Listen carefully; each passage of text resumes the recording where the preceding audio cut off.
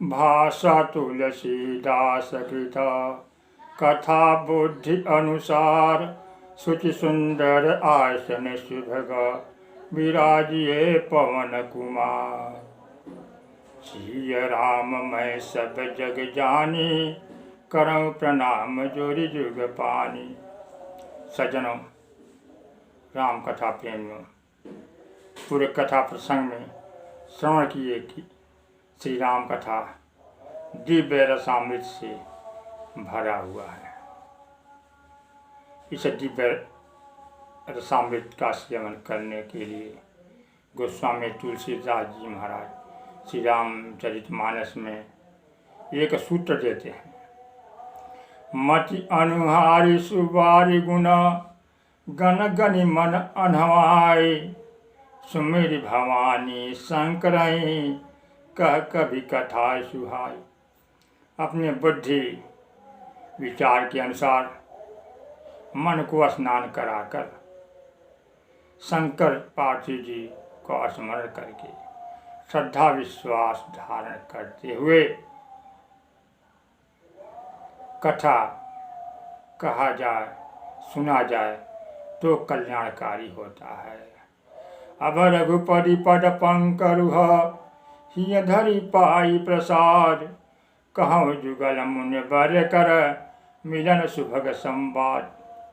अब श्री राम जी के कमलोच्चरणों को हृदय में धारण करके कृपा मानते हुए भरद्वाज और याज्ञवल्क्य जी के मिलन की शुभ संवाद कथा को गोस्वामी तुलसीदास जी कहते हुए कह रहे हैं। भरद्वाज मुनि बसहि प्रयागा तिन्हि राम पद अति अनुरागा तापस समदम दया निधाना परमारथ पथ परम सुजाना। भरद्वाज मुनि बसहि प्रयागा। भरद्वाज मुनि परम पावन तीर्थराज प्रयाग में वास करते हैं, तपस्वी हैं, समदम दया के निधान हैं और परमारथ पथ पर अग्रणी हैं। माघ मकर गत रवि जब होई तीरथ पति आव सब कोई। देव दनुज किन्नर नरसेनी सादर मज्जहि सकल त्रिवेणी। माघ मकर गत रवि जब होई, जब सूर्य उत्तरायण होते हैं, मकर राशि पर संक्रमित होते हैं, पूरे माघ महीने तक देश विदेश से लोग आते हैं। देवता, दानव, सूक्ष्म जीवात्माएं, किन्नर मानवों का समूह आता है और महीने भर स्नान करते हैं। पूजहि माधव पद जल जाता परस खय बटुहर खही गाता। श्री वेणी माधव जी का पूजन करते हैं, अक्षय वट का स्पर्श करते हैं, प्रसन्न होते हैं। अक्षय वट क्या है? बट विश्वास अचल निज धर्मा तीर्थ राज समाज सुकर्मा। विश्वासी वट है। अक्षय वट देवाधिदेव महादेव है। कल्पांत में भी अक्षय वट का क्षय नहीं होता। अक्षय वट का स्पर्श करने से, पूजन करने से सत्कर्म बढ़ जाते हैं। सत्कर्म कर्म शरीर और परिवार पोषण के लिए मनुष्य जो कुछ करता है वह कर्म है। आत्म उन्नति के लिए, भजन समाधि के लिए जो कुछ करता है वह सत्कर्म है। भरद्वाज आश्रम अति पावन परम रम्य मुनिवर मन भावन। अक्षय वट के पास ही भरद्वाज मुनि का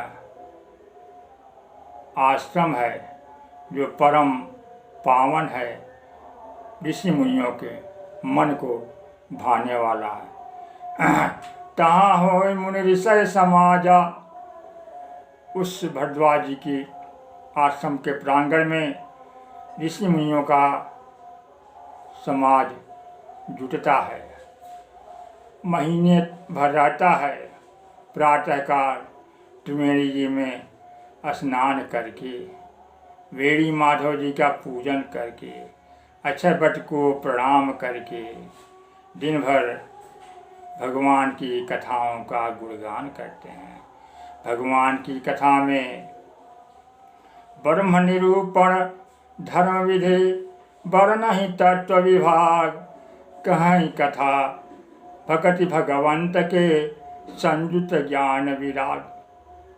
ब्रह्म निरूपण करते हैं, धर्म के विधान को बताते हैं, ज्ञान वैराग की कथा करते हैं, भक्ति भगवान की कथा कहते हैं।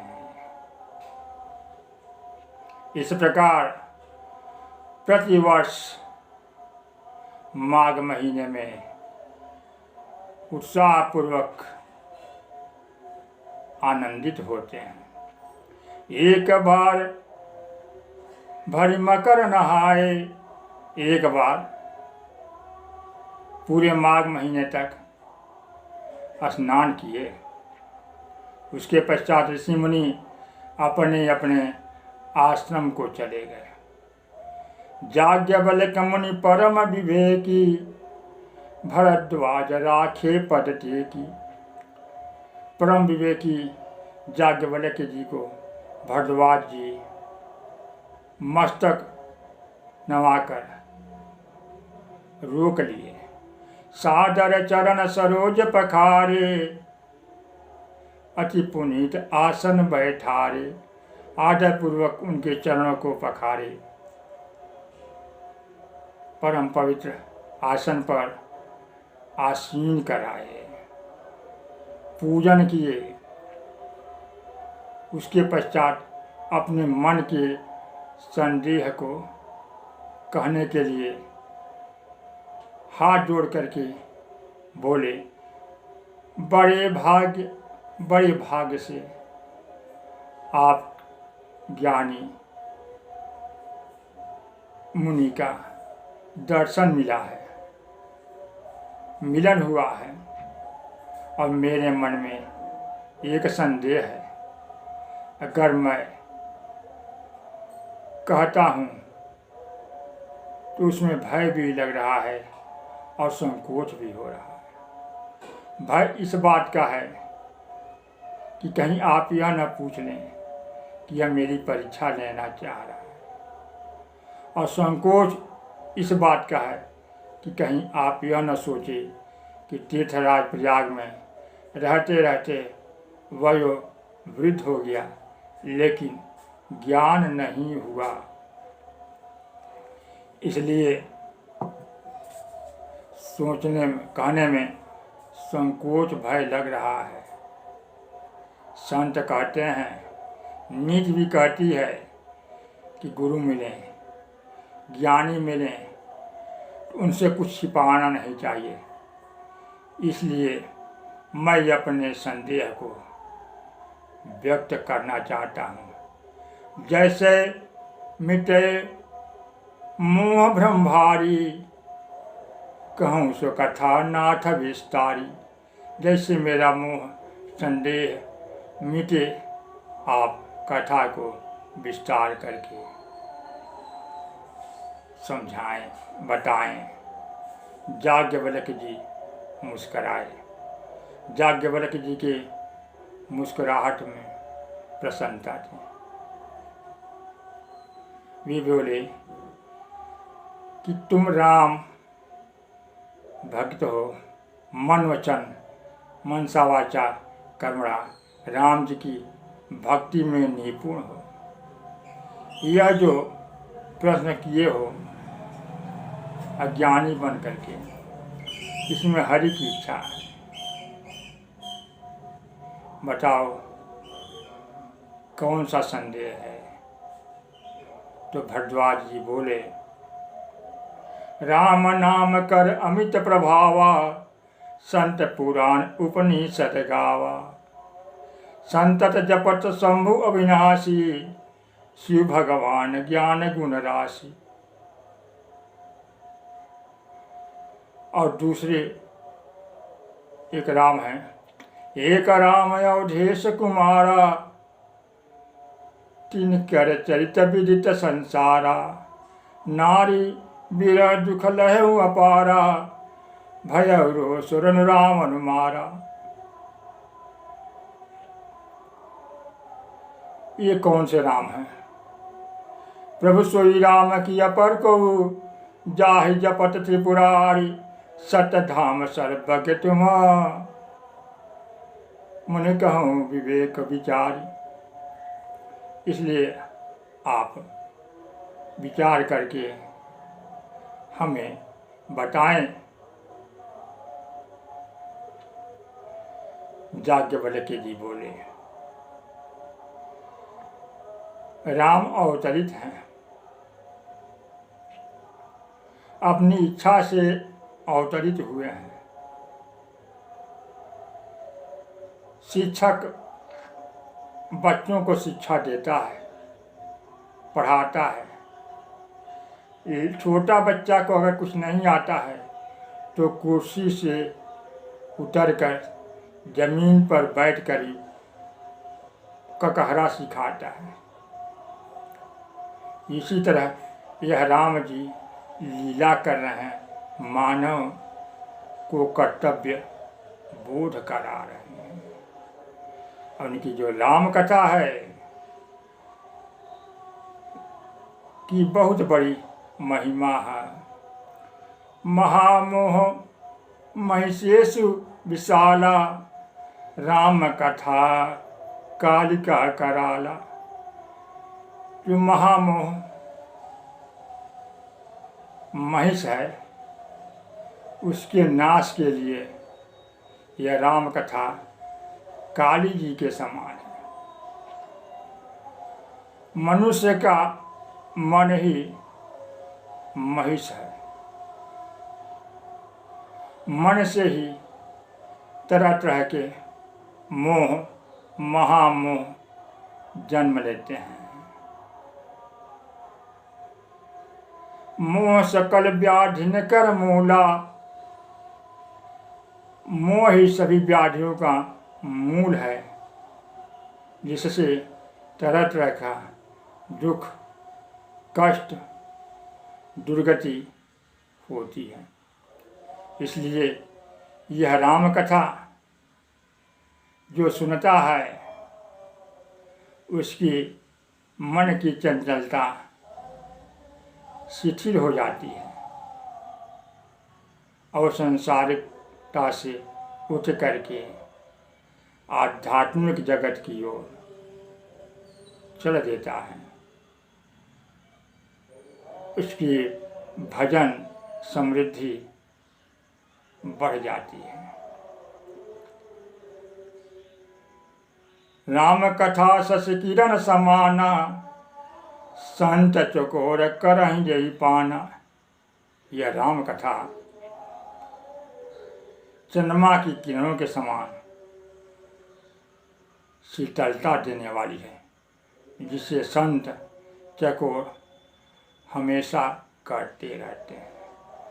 तो राम जी के बारे में संदेह मत करो। ऐसे ही संशय किन्ह भवानी, महादेव तब कहा बखानी। ऐसा ही संशय भवानी को हुआ था, तो महादेव जी राम जी की कथा का गुणगान किए, तो उनका संदेह मिट गया। यह उमा शंभु संवाद है।